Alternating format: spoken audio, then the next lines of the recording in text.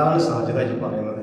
ഇതൊരു social media platform, നിന്റെ phone, നിന്റെ നെറ്റ്, എനിക്കൊരു ചാനൽ ഉണ്ടെന്ന് വെച്ചിട്ട് നാട്ടിലുള്ള ആളുകളെ കുറിച്ച്, നിന്നെ ചെയ്ത കാര്യങ്ങളെ കുറിച്ച് റിയാക്ട് ചെയ്ത് കഴിഞ്ഞാൽ ഇത്രയും മോശമായ രീതിയിൽ പറയാമോ?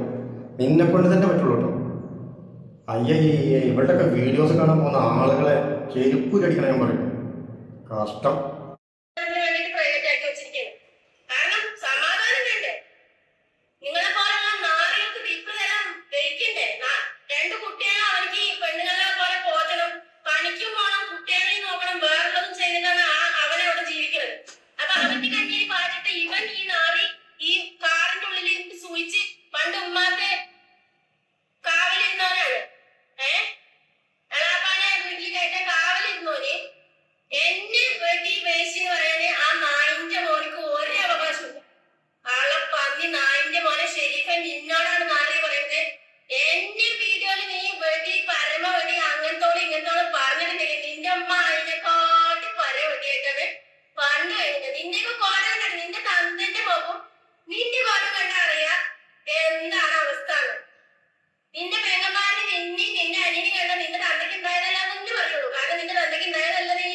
ഞാൻ കൂടുതലായിട്ടൊന്നും പ്ലേ ചെയ്യുന്നില്ല. കാരണം എന്താണോ, കേൾക്കാൻ പറ്റില്ല. കുടുംബത്തിൽ പറഞ്ഞ ആളുകൾക്ക് കേൾക്കാൻ പറ്റുന്ന കാര്യങ്ങളല്ല ഇവർ പറയുന്നത്. അപ്പൊ അതുകൊണ്ട് തന്നെ ഈ ഒരു വിഷയത്തിനെ കുറിച്ചിട്ട് ഞാൻ പറയുന്നത് എന്താ വെച്ചാൽ, രണ്ടുപേരും പരസ്പരം അങ്ങോട്ടും ഇങ്ങോട്ടും പഴിചാരി, തെറി പറഞ്ഞ്, തെമ്മാടിത്തരം പറഞ്ഞ്, വീട്ടുകാരെ പറഞ്ഞ്, വാപ്പാനും ഉമ്മാനും പറഞ്ഞ്, അവരൊക്കെ ഈ സോഷ്യൽ മീഡിയയിൽ വലിച്ചിട്ടിട്ട് നിങ്ങൾക്ക് എന്ത് കിട്ടാനാണ്? ദയവ് ചെയ്തിട്ട് നിങ്ങൾ ഈ പരിപാടി ഒന്നും നിർത്തും. കാരണം നിങ്ങൾ രണ്ടുപേരും കണക്കാം. ഇപ്പൊ ഞാൻ ഒരു കാര്യം പറയാം, രണ്ടുപേരും കണക്കാം. കാരണം ഷെരീഫ് അവിടെ ഇരുന്നിട്ട് അവന്റെ ചാനലിലൂടെ ഇവളെ തെറി പറയുന്നുണ്ട്, ഇവള് അങ്ങോട്ടും തെറി പറയുന്നുണ്ട്. ഇവിടെ നിങ്ങൾക്ക് എന്താണ് മെച്ചം കിട്ടുന്നത്? അതൊന്ന് പറഞ്ഞുതരാൻ പറ്റുമോ? നിങ്ങൾക്ക് എന്താണ് നിങ്ങളുടെ മെച്ചം എന്നുള്ളത്? പരസ്പരം ഈ ചളിവാരി എറിഞ്ഞിട്ട് നിങ്ങൾക്ക് എന്താണ് കിട്ടാനുള്ളത്? ഈ കുപ്പയിൽ തോണ്ടുക എന്ന് പറഞ്ഞ പരിപാടിയാണത്. കുപ്പയിൽ തോണ്ടിക്കഴിഞ്ഞാൽ പല സാധനങ്ങളും കിട്ടും. അതാണ് ഇവിടെ നിന്നും കിട്ടും, ഇവിടെ നിന്നും കിട്ടും.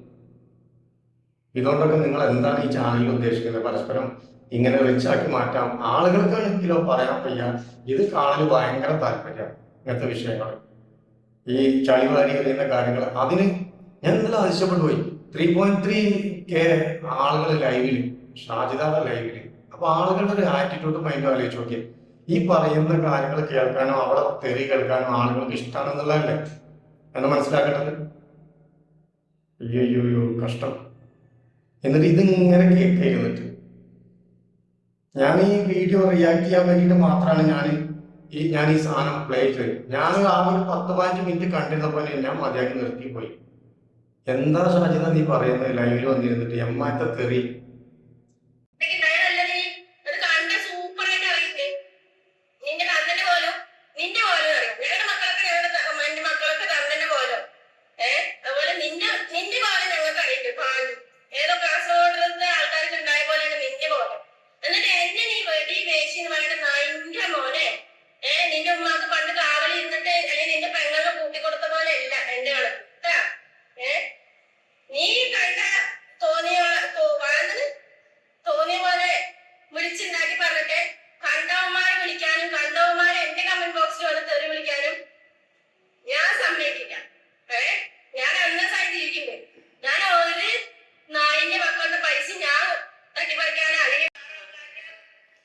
ഈ നായിന്റെ മക്കളുടെ പൈസ എന്ന് പറഞ്ഞു കഴിഞ്ഞാൽ നിന്റെ വീഡിയോ കാണാൻ വരുന്ന ആളുകളൊക്കെ അപ്പൊ നായിന്റെ മക്കളാണ് ആണോ?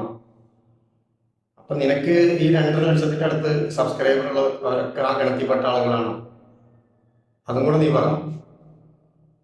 ഒരു സമയത്ത് നീ ഈ ചാനലിന്റെ വീഡിയോക്ക് മുമ്പിൽ വന്ന് നിലവിളിച്ച് കരഞ്ഞൊരു സമയം ഉണ്ടായിരുന്നു സാധനം. ഒരു 2-3 വർഷം മുമ്പായി ആ വീഡിയോ എടുത്ത് ഞാൻ അവിടെ ഒന്ന് പ്ലേ ചെയ്ത് കാണിച്ചേരട്ടെ. അന്ന് നീ പറഞ്ഞ കാര്യങ്ങൾ എന്താണ്, നിന്റെ അവസ്ഥ എന്തായിരുന്നു?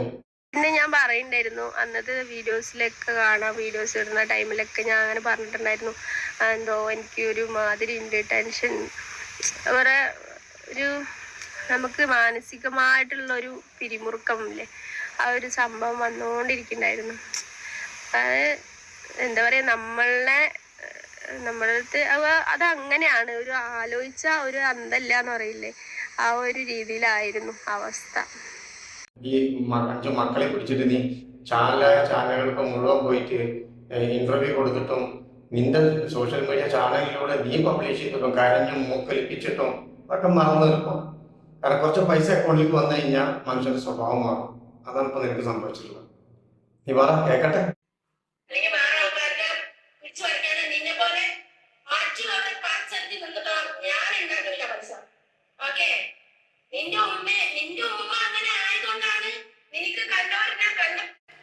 മറ്റുള്ളവരുടെ പച്ചറിച്ച് എന്നിട്ട് നീ പൈസ ഉണ്ടാക്കുന്നില്ല, അതൊക്കെ നീ നിന്റെ സ്വന്തം കണ്ടന്റുകളും കാര്യങ്ങളാണ് ഇടുന്നത്. നീ റിയാക്ഷൻ വീഡിയോസ് ചെയ്യാറില്ല. പക്ഷേ നീ ചെയ്യുന്ന കാര്യങ്ങളിലുള്ള അപാകതകൾ നീ ഒരു സോഷ്യൽ മീഡിയ യൂട്യൂബ് ചാനൽ നടത്തുന്ന ആളായതുകൊണ്ട് തന്നെ അതിൽ പോസ്റ്റ് ചെയ്യുന്ന നിന്റെ വീഡിയോസുകൾ നിന്റെ വ്യൂവേഴ്സ് കാണുമ്പോൾ അത് പല ആളുകൾ കാണും. അത് ചാനൽ നടത്തുന്ന ആളുകൾ കാണും, റിയാക്ഷൻ ചെയ്യുന്ന ആളുകൾ കാണും. അവർക്ക് തെറ്റാണ് അല്ലെങ്കിൽ അവർക്ക് തോന്നിയ കാര്യങ്ങൾ അവരുടെ അടുത്ത് റിയാക്ട് ചെയ്യും. അതിന് നമ്മൾ പറഞ്ഞിട്ടെന്താ കാര്യം? അതല്ലെങ്കിൽ നമ്മൾ വീഡിയോ ചെയ്യാതിരിക്കണം, നമ്മൾ സൈലന്റ് ആയിട്ടിരിക്കണം. നല്ല കാര്യങ്ങൾ കണ്ടാൽ നല്ല കാര്യങ്ങളായിട്ട് തന്നെ ഇടാറുണ്ട് സാധ്യത. മോശം കാണുമ്പോൾ മാത്രമാണ് പരിഹരിക്കുന്നത്. നീ ഭർത്താവ് മരിച്ചതിന് ശേഷം ഈ മക്കളെ ഇവിടെ ഇട്ട് ഈ ഷറഫലി അതുപോലെ വേറെ ഏതൊക്കെ 1-2 ആളുകളുടെ പേരൊക്കെ സോഷ്യൽ മീഡിയയിൽ കണ്ടിരുന്നു. അവരൊക്കെ കൂടെ കറങ്ങാൻ പോകുന്ന കാര്യങ്ങൾ, ഇതൊക്കെ നീ തന്നെ നിന്റെ ചാനലിലൂടെ വെളിച്ചത്ത് കൊണ്ടുവരുന്ന കാര്യങ്ങളാണ്. ഓരോ മതങ്ങൾക്കും അവരുടേതായ വിശ്വാസങ്ങളുണ്ട്. അതിനെതിരായിട്ട് ഓരോരുത്തർ പ്രവർത്തിക്കുമ്പോൾ അതിനെ വെളിച്ചത്ത് കൊണ്ടുവരും. ഭർത്താവ് മരണപ്പെട്ട് ഇത്ര ദിവസം കഴിഞ്ഞതിന്റെ മുമ്പ് മറ്റു പയ്യന്മാരെ കൂടെ ഹോട്ടൽ റൂമിൽ പോവുക, എന്നിട്ട് റൂം എടുക്കുക, എന്നിട്ട് അവിടെ സെൽഫി എടുക്കുക, നിങ്ങൾ കറങ്ങുക, അടിച്ചു പൊളിക്കുക ചെയ്തോ. നമുക്ക് നമ്മുടെ നാട്ടിൽ എല്ലാവരുള്ള ഫ്രീഡം, സ്വാതന്ത്ര്യം ഉണ്ട്. പക്ഷെ ഇതൊക്കെ സമൂഹത്തിന്റെ മുമ്പിൽ പബ്ലിക്കിൽ പോസ്റ്റ് ചെയ്യുന്ന സമയത്ത് പ്രതികരണ ശേഷിയുള്ള ആളുകൾ പ്രതികരിക്കും. അത് ഷാജിദ് ഒന്ന് മനസ്സിലാക്കിയാൽ മതി. ഓക്കെ.